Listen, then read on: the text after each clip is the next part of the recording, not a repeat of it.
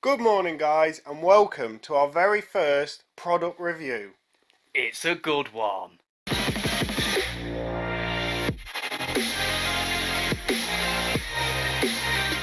Insta360 were kind enough to send us one of their 360 cameras on the basis of we'll do a review of it after we've used it. So we've had it out of the box, we've used it, we've tried it in 10 different variations of usability really. So We've been doing everything. lifestyle vlogging, stunt riding, track days, longboarding and skateboarding, throwing conkers, that's an extreme sport. Pretty much. Conkers is banned now. We've had a bit of time to play with it, and we're going to give you our thoughts, and we're going to score it as well out of 10, and hopefully get some chance to do some more reviews. And if you want this and you've been looking at one, we have a link in our description that offers you a free selfie stick, which we're going to get into and show you why you need the selfie stick. Or a free battery. Yeah, not as exciting, but worth more money. Yeah. So the first thing you notice when you get it out of the box, compared to other action cameras, there's no viewfinder. It's a bit of a weird shape. It's got two massive lenses on it, which are quite vulnerable. I did think that. Can you go, oh, so this must be waterproof and shockproof? It's really not. Don't go dropping it on one of them lenses. But you can get a case that protects it and makes it waterproof. Yeah, it's a dive case, which is like a fully enclosed case that goes around it. It's got like a little bit of a bubble where the lenses sit. Yeah, so first impressions, you take it out of the box. Design's really nice. It's quite similar to the GoPro design with the black matted sort of almost like a rubber material around it, which feels Nothing quite sticks to protective. It is quite slippy, which again you don't really want with something that's as vulnerable as that with the big lenses that stick out either side. But the design's nice, simple. There's two buttons on it. One turns it on and skims through the selections. One starts it. One of the things we noticed when we were using it mounted on the bike, trying to ride along and then also hit record or something while you're riding is quite difficult because the screen is so small, so it's not very clear as to what's going on there. It goes into a standby mode if you leave it for like 20 seconds or something. Yeah, which you then have to press it twice to start recording. So you'll press record and it'll come off standby and then it's ready to record. It sounds like we're being negative, but we're just being critical because we never used the 360 camera before. They're just the first impressions, so obviously the design of it. I think there's a few things that could change on it, but overall, I like it. I think it's good.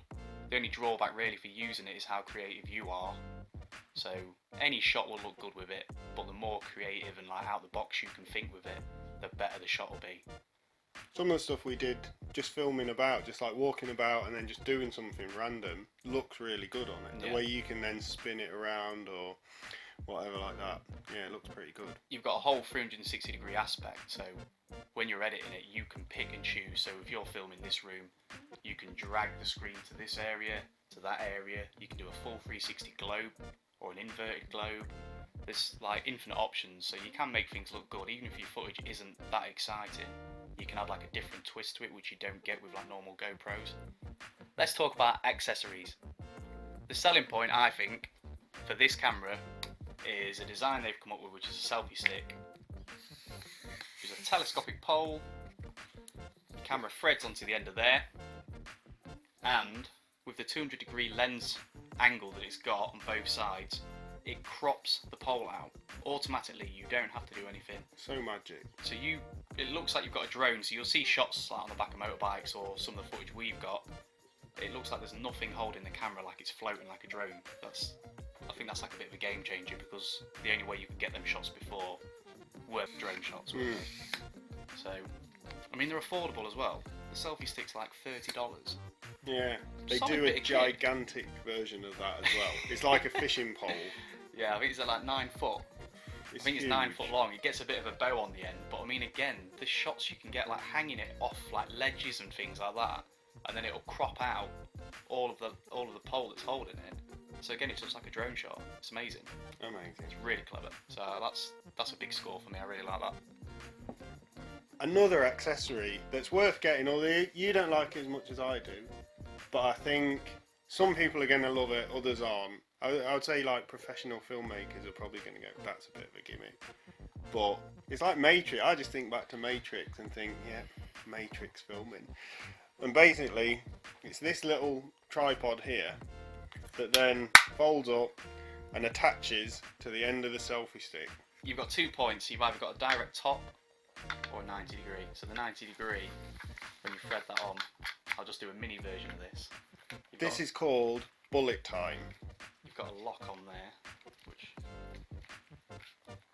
allows this to spin. So when you hold that above your head and spin it around, the bullet time setting itself is in 100 frames per second, and it automatically slows the footage down. So you don't see the pole again, you just see your hand above your head doing this, like some kind of cowboy. You tried it riding along and hit yourself. Yeah, I hit myself in the head with it, yeah. And again, that makes the camera, like, one of its most vulnerable points again is the lens, and then you're swinging it around on the end of this pole that's like a metre long.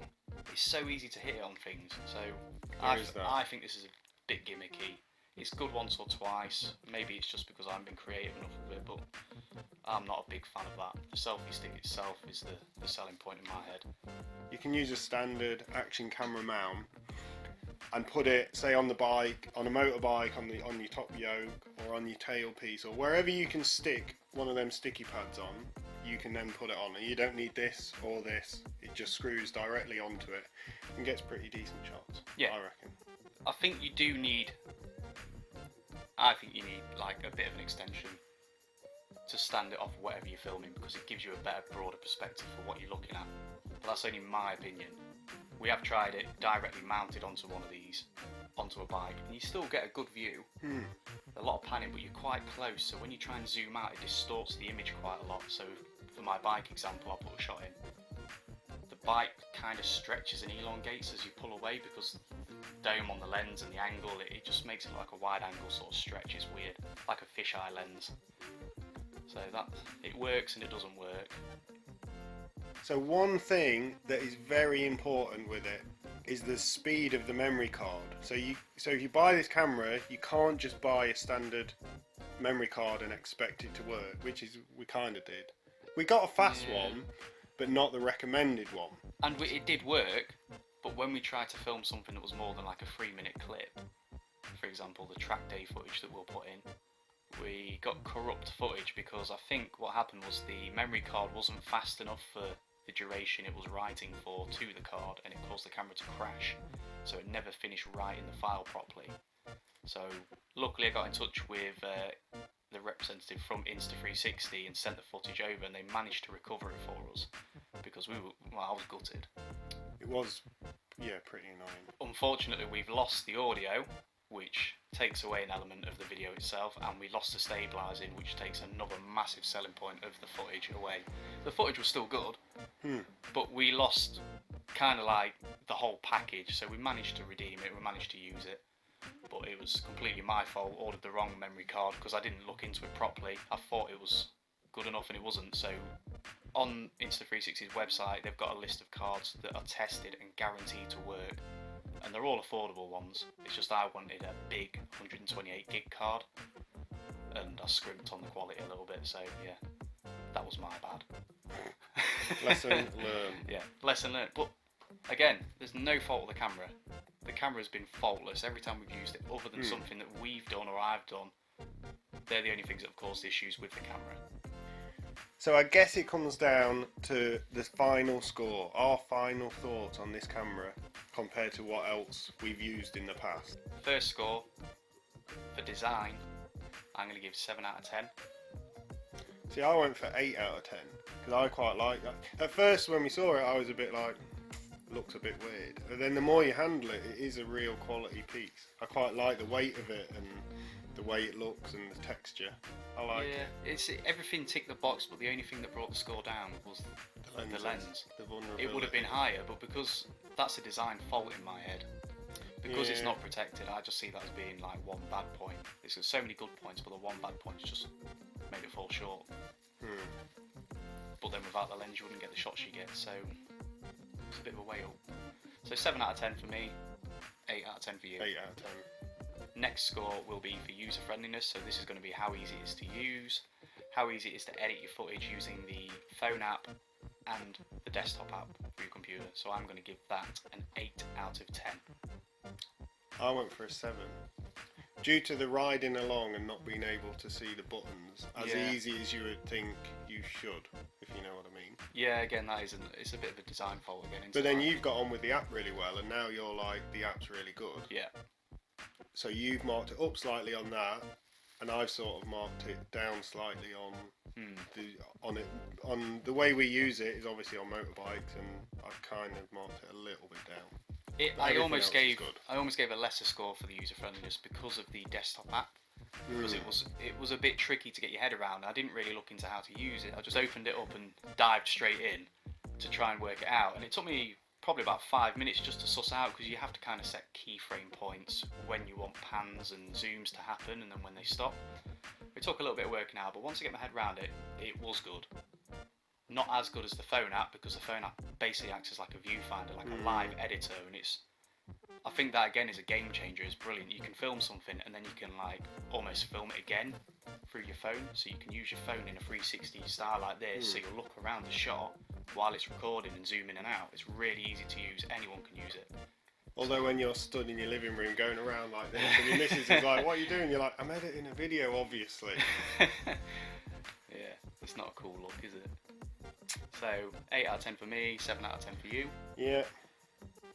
The next section is value for money. Now, I've given this a 7 out of 10 purely because it is quite expensive. I'm not taken away from the design and everything about the camera. The camera is good, but it's still on the high end. And I've never really heard of Insta360 until we started looking into these new videos that were coming around with the drone shots and things. So I think they are going to become a bit more of a household name, like GoPro. Yeah. But the price tag was a little higher. For me, anyway, I think it was a little bit at the top end. I went 7 as well, didn't I? Yeah. We've both gone 7 out of 10. We're on par with that one. I kind of feel like you would still have a GoPro as well. So you would, and if you were going to buy, if you were like, oh, do I get a GoPro or an Insta because I'm going to do loads of action stuff, you would maybe go, well, get a GoPro first. Just seems like that would get your action stuff, and then the 360's a nice thing to have. So the overall Dodgem Squad approved score is a whopping 7 out of 10. That's pretty good, I reckon. It is pretty good. I think that's... Yeah. I don't think we'll ever hit a 10. No. And I'll split my sides laughing if we hit a 1, because that's just going to be amazing, isn't it? Something's going to be that terrible.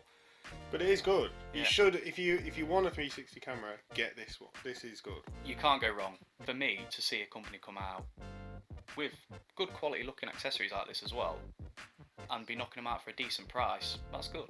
Insta know that their direct competitor is GoPro, and to hit the market knowing that we're going straight after the top dog, that's pretty decent. Yeah. To come out with a product like that. Yeah. We've made a pros and cons list to sum up the video and the review to make it nice and simple for you. So on the pros list, we've got sleek design. The invisible selfie stick is a game changer. The usability, that's a pro. It's only got 2 buttons on it, so it's quite easy to use, easy to start, easy to record. Versatile shots. All aspects of any video you film with this are going to be usable. It's easy to edit using the phone app. Very easy. The quality's good. It's 5.7K, but that is across the full 360 aspect. It's stabilising as well. The flow state stabilisation system on the camera is something we haven't talked about. But that is... I think that's phenomenal. It's like MotoGP, isn't it? When when you can see the angles they're pulling. And I'm very impressed. So am I. Don't forget to check out the link in our description. Exclusively to us, gives you guys a free accessory when you order one of these cameras through the link itself. You'll get either a free selfie stick or a free extra battery. Your choice. So if you like the video, give us a thumbs up. If you want to see more, give us a little subscribe. And if you want to help our channel out, give us a share. And we'll see you in the next one.